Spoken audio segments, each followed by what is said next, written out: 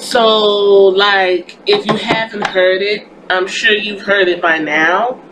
Chris Jericho's podcast, Talk is Jericho, just released the verification of WWE Creative with the helm of Vince McMahon, all told by Jon Moxley, aka Dean Ambrose. Like, I listened to this podcast twice to make sure I'm hearing what I'm hearing.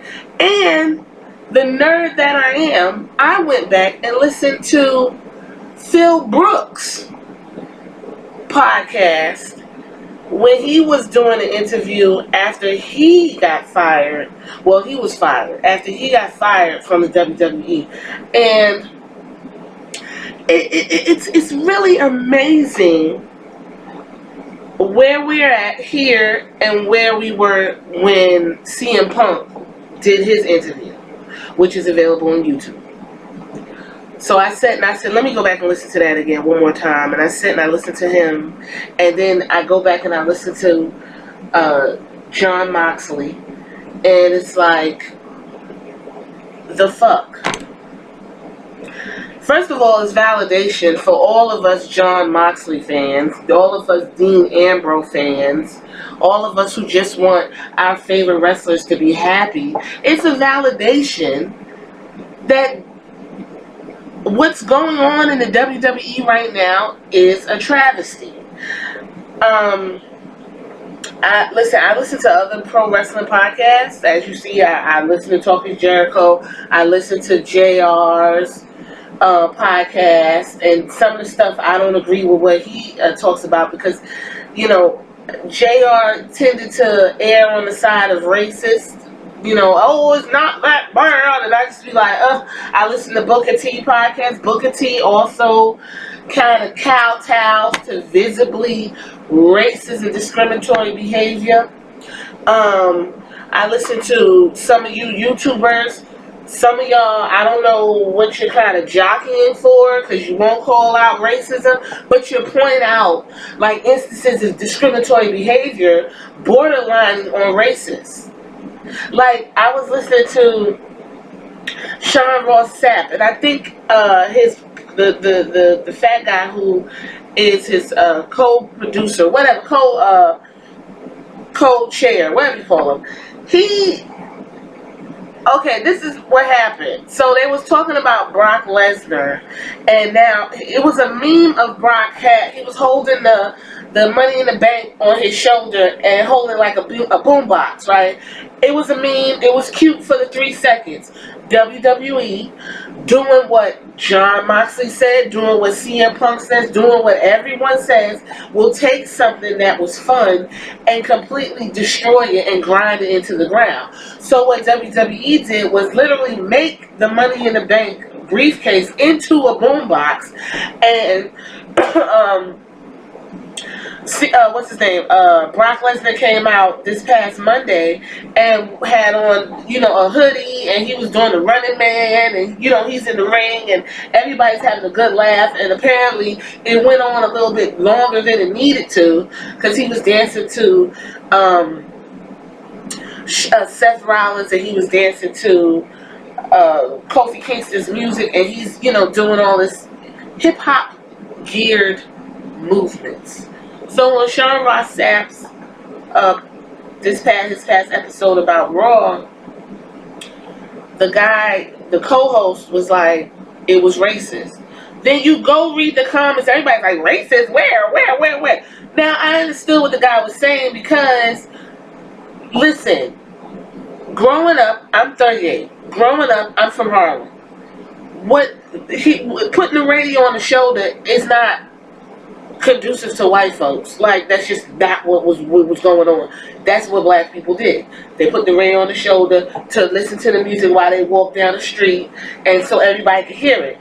The big giant ass radios, a la Radio Raheem from Do the Right Thing, because we had a Master Blaster too. They call it a Master Blaster. They call it a Ghetto Blaster, Boombox. It's a couple names.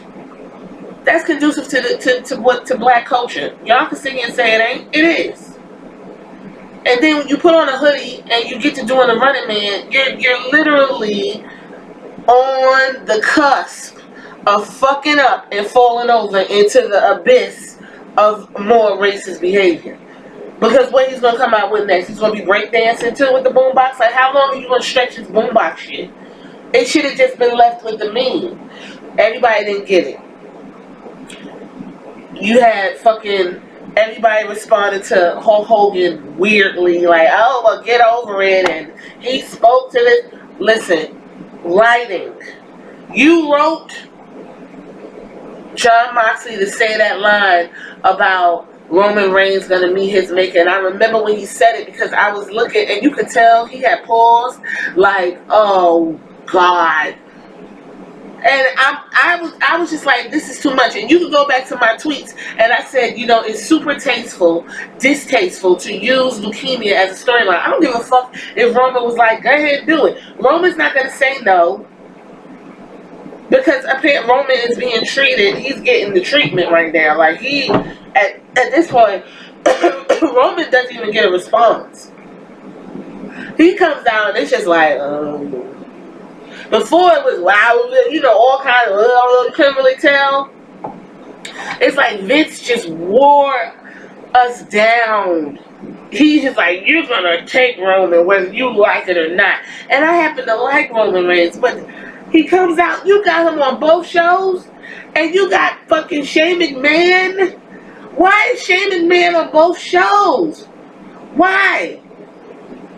Then you got fucking Dolph Ziggler, who I enjoy. I don't know why you guys hate Dolph Ziggler. He's a great worker. He's great on the mic skills. We know what we're gonna get with Dolph Ziggler. He's coming out. He's giving these awesome promos for something that's just gonna be fly by the wind. Why would I be invested in what Dolph Ziggler and Kofi Kingston got going on when it's just for this Saudi Arabia shit? And then he goes back to being a comedian. And then the other writing is stupid. Why is Kofi Kingston over here digging it up with fucking Kevin Owens, and you got you got Dolph Ziggler on his ass, beating the fucking out of him the night before? Like, it's no continuity, it's no logic. It's weird. You got, for the ladies, you got the captain of the Raw Women's Champion in tag matches because you have nothing for her, and then you kind of got this weird pairing going on with Charlotte and Lacey, the two blonde bookends, because I guess you have nothing for them, because we already made it clear that we don't want to fucking see Charlotte and fucking the man in the ring no more. We don't want to do it. So she's like on the edge, still kind of hovering around, and it's like, what? And Bailey, you know, like, the writers are literally making it a chore to watch the fucking product. AEW had Double or Nothing this past Saturday. Everybody was like, yeah, boom, boom, boom. It was good. You know, I saw clips. I'm telling you right now, I'm never paying $50 for a pay-per-view. This isn't 1996. I'm not doing it. If I can find clips, I will. The clips I found, very good. The emotion with Cody and his brother Dustin, awesome. It looked good. It went over well. Jon Moxley showed up, tore the house down. Everything was good. Everybody's charged. On to the next. I love it. It's refreshing. It's new. And what it does is, if you went through the wrestling wars like I did. I watched the Nitro, and I watched the WWE, and I watched them fight for, you know, our viewership. But WCW was already an established, you know, brand, and turned into something else. We're right now witnessing a brand be born. That's cool. There's nothing wrong with that. A lot of you are like beholden to the WWE for whatever reason, and that's cool. I watch more than WWE. I watch that British shit on Stadium, the WOS. I watched fucking Shimmer. I watch try to get New Japan. I watch reality of wrestling. Don't none of y'all watch Booker T's promotion. And some of his wrestlers are on fucking WWE now. Ember Moon. The Usos went through his company. Who else? It's a lot of wrestling going on. Indie wrestling. Just go on YouTube and put it in. You can see, if you want to just see some good wrestling, people having a good time in these small little gyms, and they doing that wrestling. This is what Jon Moxley was talking about on Talk Is Jericho. He loves wrestling. That's what he want to do. He said he don't give a fuck if he wrestles in the middle of the pit. He wants to wrestle. That is something he loves. He grew up with it. He was all into it. He finally got the chance to do it. And Vince McMahon literally made him hate the one thing that he loved. When you listen to Jon Moxley talk, you can literally hear a totally different fucking person. You can hear the weight lifted off of him. He sounded so happy, so energized, so refreshed. I was so happy for him listening to him talk about how he's just ready to take on the world. And he's only 33. Why the fuck is this 33-year-old who is supposed to be in his dream job at the WWE, the grandfather of wrestling, the Cadillac of wrestling? Why is a 33-year-old fucking going into a deep depression because he can't do what the fuck he wants to do? Because you got a 75-year-old, like most baby boomers, who won't fucking let go of power. Vince McMahon is literally what is wrong with every fucking thing that 75-year-old people are in charge of. The government, jobs, businesses, everything. If it's about progression, the last person you want in front of that machine is somebody who was born in the 30s, 40s, or 50s. Because those people now have, the second generation of 40 and 50 kids born in the 60s are now trying to, figure the fuck out. Now when you get my age, we're the disenchanted generation. We can't get a house, can't get this, can't get that, can't do shit, we just here trying to figure the fucking shit out. The world's falling apart. You got old 80, 90-year-old octararians and fucking old freaks tearing shit up, and all we can do is stand by and watch. And then when we raise up, it's like, yeah. That's literally what this whole entire thing was about. He could be bitter. He could be angry. He could be hurt. Only difference is between CM Punk interview and this one is CM Punk was literally bit hurt. He was literally angry. Jon Moxley had time to kind of his transition was so on point and on time that he could turn around and say, fuck WWE, I'm over here now. This is everything lined up for him to where he could give this interview and it's cool, and he's kind of a little bit upset and a little bit hurt, but it's not just blasting out at you like CM Punk, which CM Punk had all the reason to be hurt, upset, and as a lot of you like to say, bitter. Sasha Banks, if you at this point don't see why Sasha Banks is not on the fucking WWE screen, look at the fucking Iconics and look at them tag team championships. Look at it. Look at it. Look at and what's funny about that 24 championship, at one point on SmackDown, they tagged up.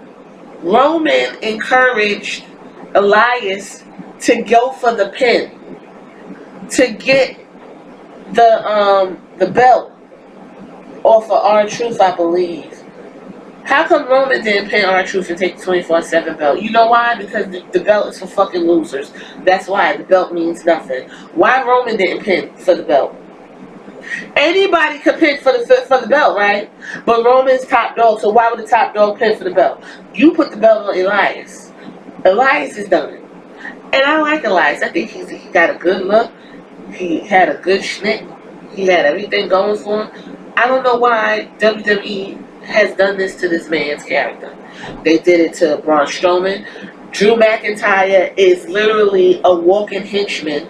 No purpose whatsoever. I don't understand. He has the look. He's big. He's got good mic work. He looks like he's into it. I don't understand why the fuck you got him following behind Shane McMahon. Why? He can be a huge, terrible heel for Seth Rollins. No, instead, here you go bringing back Brock Lesnar.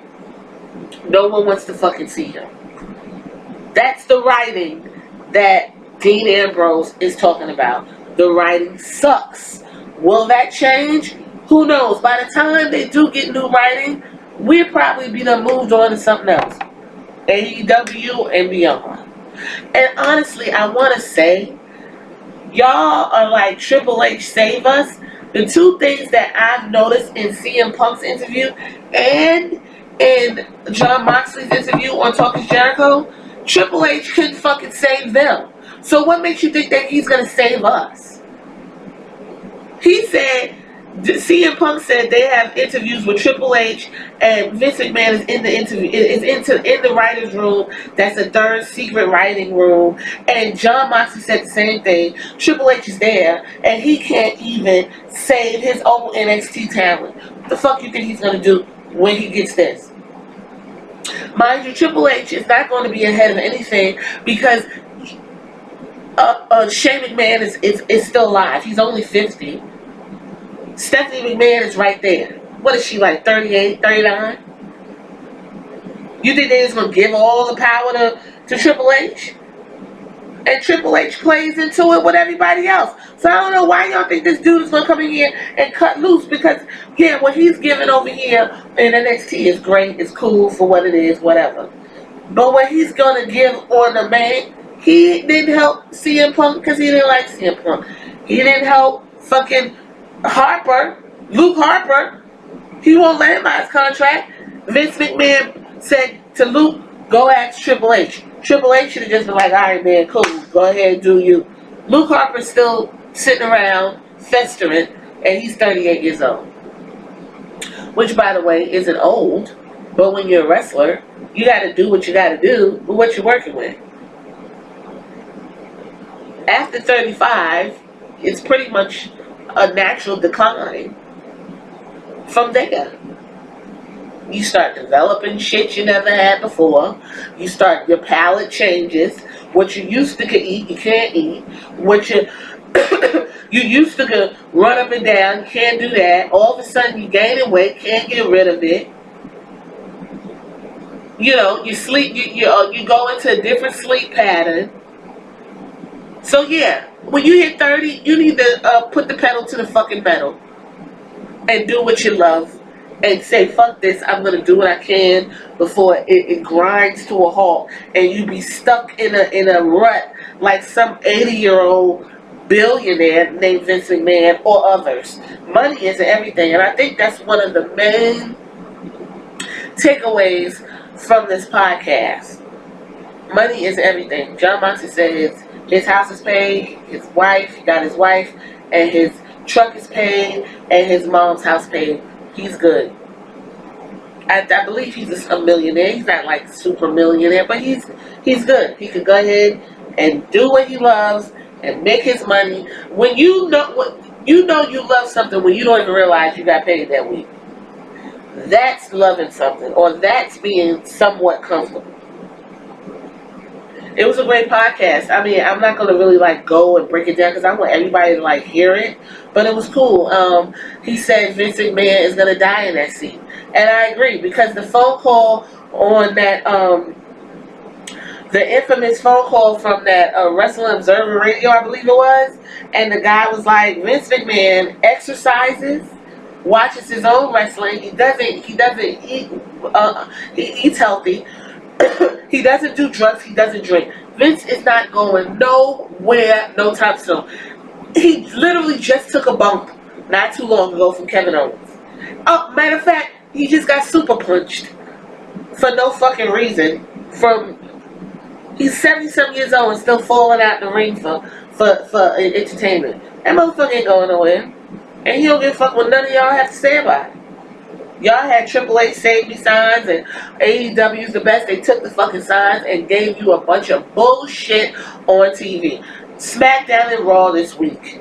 And for the last year or two, 5 years, has been one big giant clusterfuck of confusion and nonsense. There are no superstars, there are no storylines, there's no one to get behind.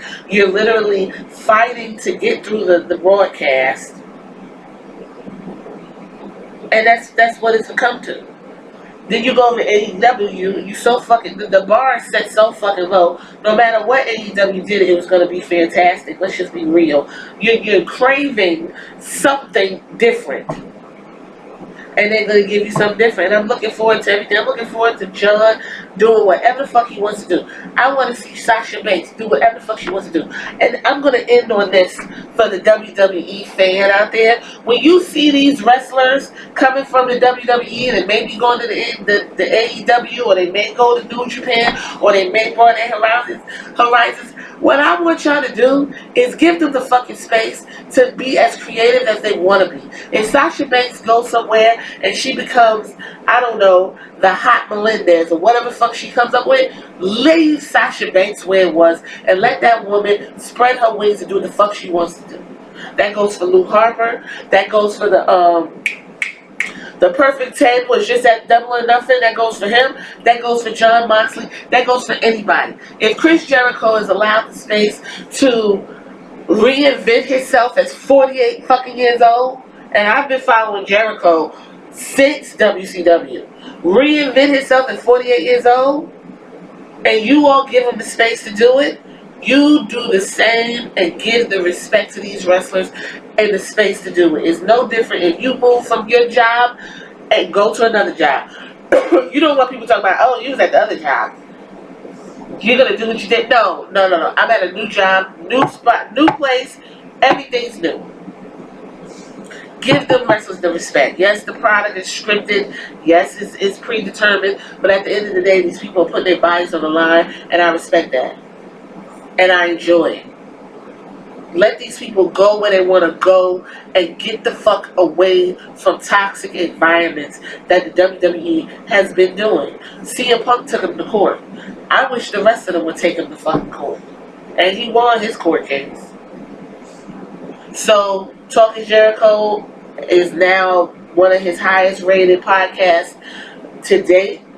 Jon Moxley put out his trailer, highest rated trailer for a wrestler to date. So it's pretty safe to say that he's going to be breaking records and being watched. What I don't want to happen is WWE retaliating against his wife. I don't care for Renee on commentary, but don't jam her up because her husband has done this. Because y'all, this retaliation that's put on display, first of all, is against all fucking work ethic laws. And number two, is terrible. I don't want Natalia to be jammed because her uncle was over there showing the belt. So what? So? How petty can you be?